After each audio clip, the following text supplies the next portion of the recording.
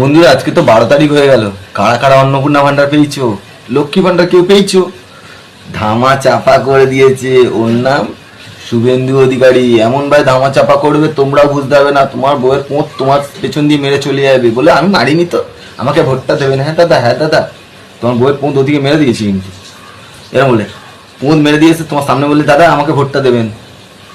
ওর নাম বিজেপি সরকার, আমাদের নেই দরকার।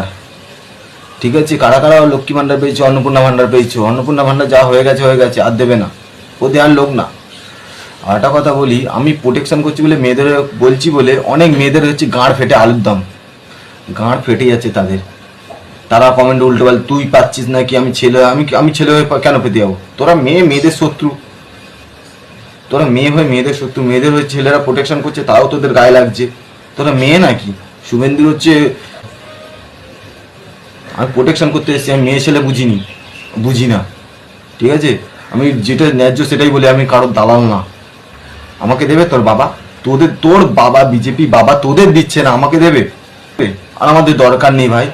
আমার নাকি যুব শক্তি ও বাণা শক্তি দেবে, বাণা শক্তি। শুনে নাও।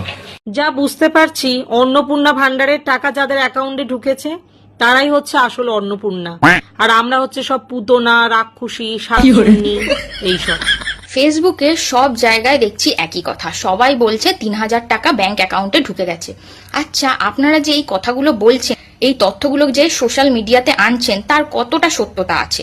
কারণ এই যে সবে মাত্র 1 তারিখে মানে যেটা হার্ড কপি ফর্মটা বেরিয়েছে, এই ফর্মটা ফিল আপ করতে করতে জমা দিতে দিতেই এই 3-4 দিন হয়ে যাওয়ার কথা। তার মধ্যে আপনারা জানাচ্ছেন ফর্মটা জমা দেওয়া হয়ে গেল, সেইটা ভেরিফিকেশন হয়ে গেল, মানে সরকার থেকে সব কিছু ডেটা নিয়ে কমপ্লিট করে দেওয়া হলো ব্যাপারটা, তারপরে তারা টাকাটাও পেয়ে গেল। এটা কি সম্ভব? আপনি কি করেছেন? আপনি দেখেছেন আপনার ওখানে যেখানে ফর্ম পাওয়া যাচ্ছে সেখানে কত বড় লাইন, তারপরে লাইন দিয়ে ফর্ম ফিল আপ করতে কত সময় লাগছে?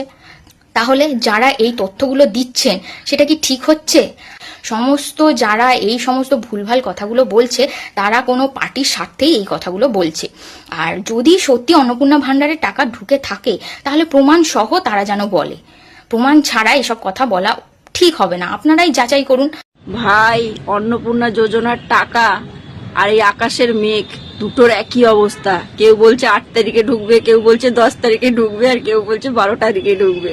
আর আকাশ এ প্রতিদিন আসছে, একটু করে মেঘ দিচ্ছে, হুড়মুড়িয়ে ডাকছে আর বলছে আমি আসছি আসছি আসছি, কিন্তু আসছে না। মানে মেঘ আর হচ্ছে গিয়ে অন্নপূর্ণা যোজনা পুরো একই অবস্থা। যারা পেয়ে গেছে তারা নাচানাচি করছে, আর যারা পায়নি তারা চেঁচামেচি করছে।